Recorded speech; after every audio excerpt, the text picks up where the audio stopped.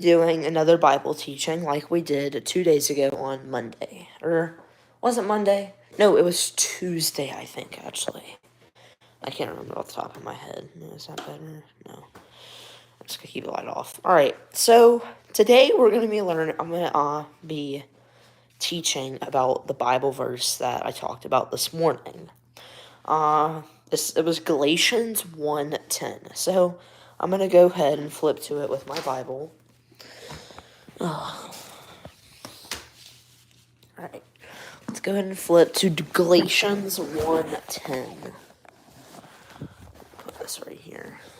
So, look at my table of contents.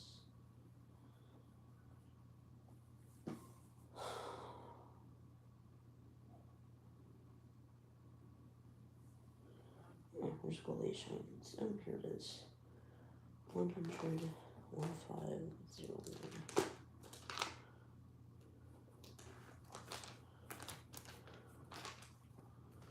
Oh, wait, hold on.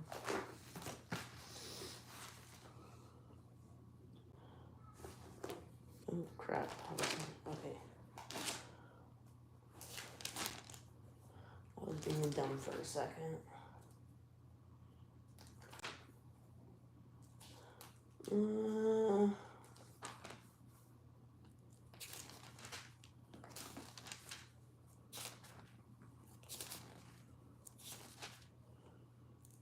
Colossians.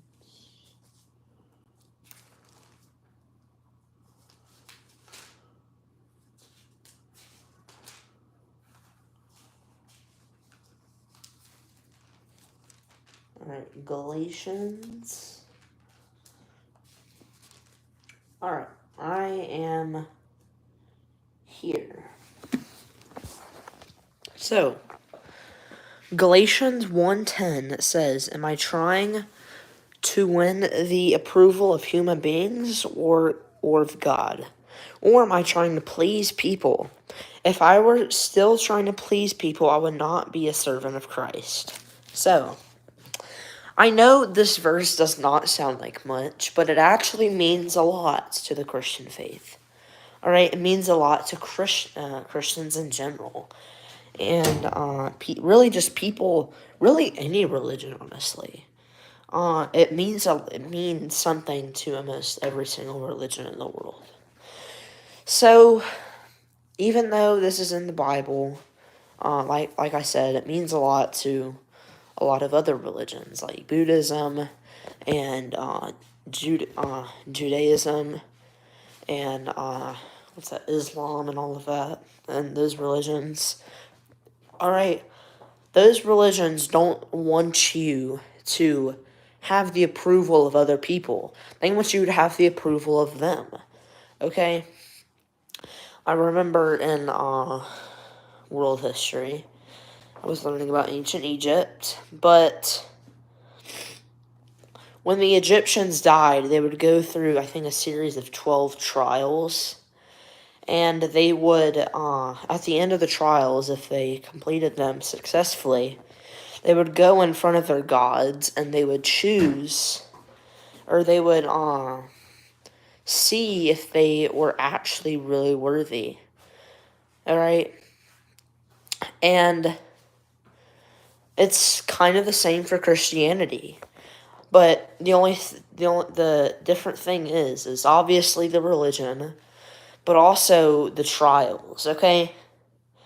It's not really a trial. Christianity doesn't really think of life as a trial or getting into heaven as a trial. But if you think about it, your life is kind of like a trial run, okay? It's kind of like a trial. So, if you have faith your whole life, if you have faith in God your whole life, and you just live a godly life, and I feel like it's guaranteed, number one, that you're going to get in heaven. But I feel like God also has to look at you and say, I love you, and I know you, and I think you're worthy to be in my kingdom. So, I think that's kind of similar to that. But anyway, the point I'm getting at with Galatians 1:10, again, it says, I am now trying to win the approval of human beings. Am I now trying to win the approval of human beings or of God? Or am I trying to please people? If I were still trying to please people, I would not be a servant of Christ. So, what this verse is talking about is, if you're going to be a servant of Christ, if you're going to be a Christian, then you can't seek the approval of other people. Okay? If I'm going to go to church, Jesus does not want me to go to church to look good in front of other people and show them that I'm a Christian and I'm a good person. I go to church. That's not what church number one is for, and that's not what Jesus wants you to go to church for. Okay? Jesus wants you to go to church to learn about him, okay, and to deepen your relationship with him. Okay? And he wants you to also be a servant of Christ. Again, he wants you to be a Christian. That's basically what a servant of Christ is, okay? Doing the works of God is what being a servant of Christ is. And just having true faith in him.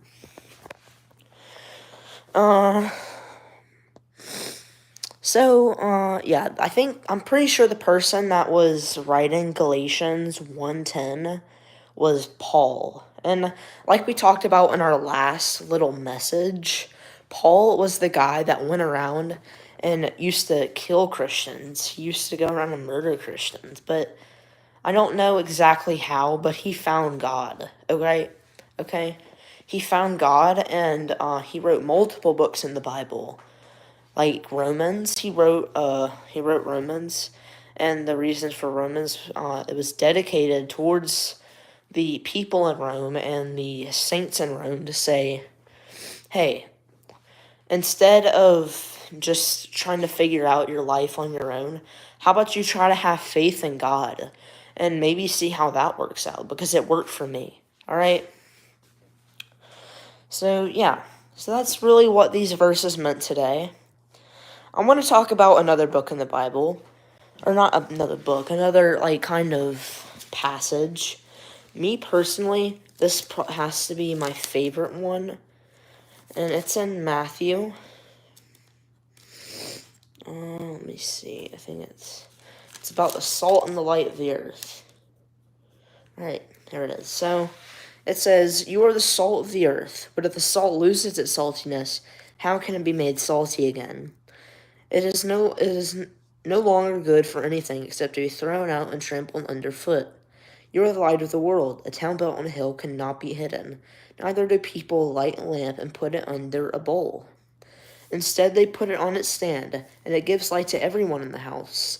In the same way, let your light shine before others, that they may see your good deeds and glorify your Father in heaven." All right. So, these are my favorite verses because it really just shows what Jesus wants you to do when as a person. Okay. And another reason why Matthew, I don't know if I've told you guys yet, but Matthew is my favorite book in the Bible, because it just gives so much what you're supposed to do as a person. All right, it just gives so much information about what you're supposed to do as a Christian, right? So anyway, when Jesus says you're supposed to be the salt of the earth, he uses this analogy because I don't know if y'all knew, but back in the day, salt used to be some people used to actually get salt as a salary. Okay, some of the Roman what are they called? The Roman soldiers. They got salt instead of money because salt was very popular. I think it was a very rare mineral to come upon. And it was very rare because it gave, obviously, seasoning on your food. And instead of putting their food in a refrigerator, they would actually pack it with salt, and that's how the salt, or that's how their food didn't go to waste. That's how it didn't spoil. So Jesus is saying we're supposed to be the salt of the earth. Okay, We're supposed to preserve the earth with Christians. Okay, that's what the analogy is, okay? We're supposed to preserve the earth, and we're supposed to, we're supposed to preserve the earth with Christians, okay? We're supposed to preserve Jesus in the earth, okay? We're supposed to keep him here, all right?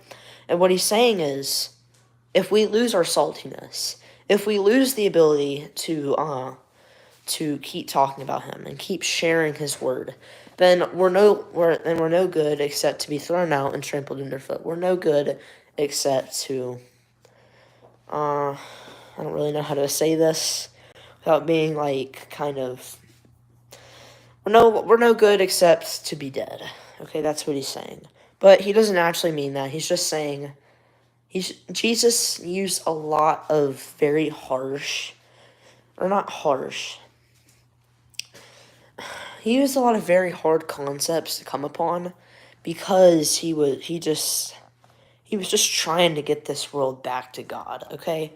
And when you're really trying to do something like that, it's very hard to be like considerate and understanding. So that's what Jesus is trying to do here. He's just really trying to get people for them to come back to God, because the Romans were ruling at this time, and they did not believe in the same beliefs as Christians do. I'm doing something.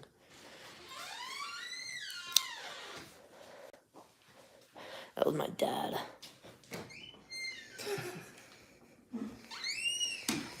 Alright, I'm sorry. It was my dad. But, obviously the Romans had different beliefs than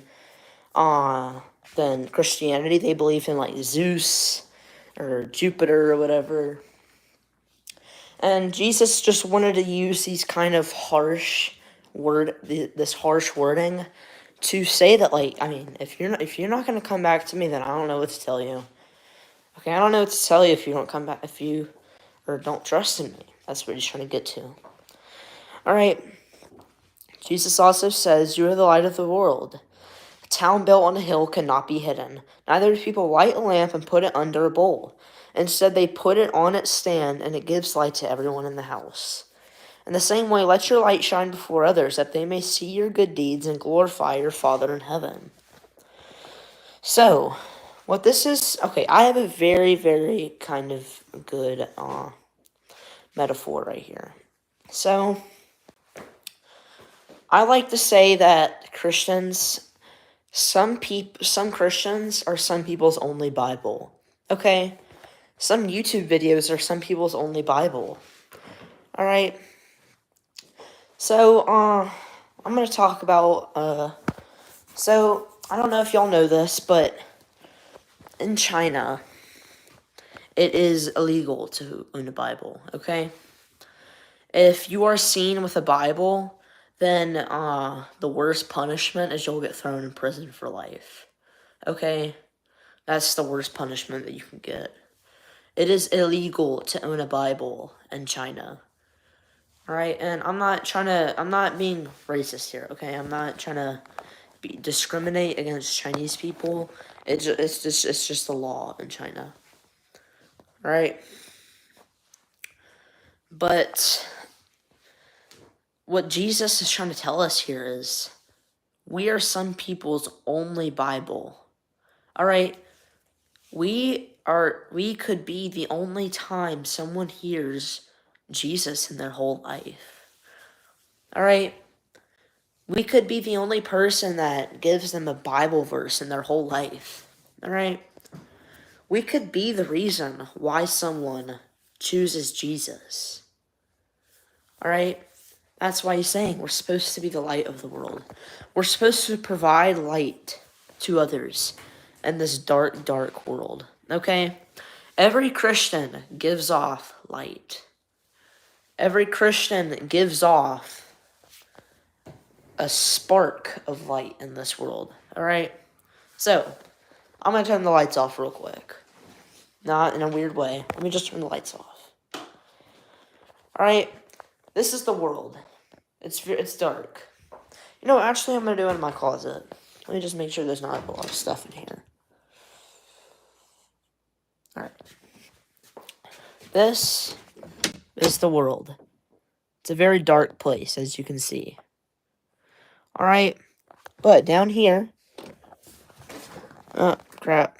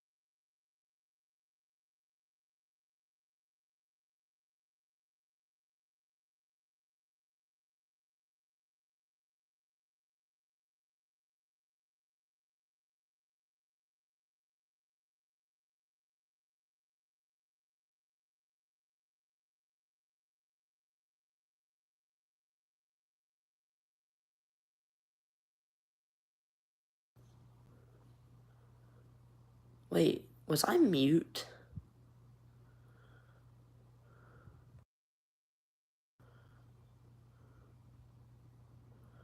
Was I mute? How long was I mute for?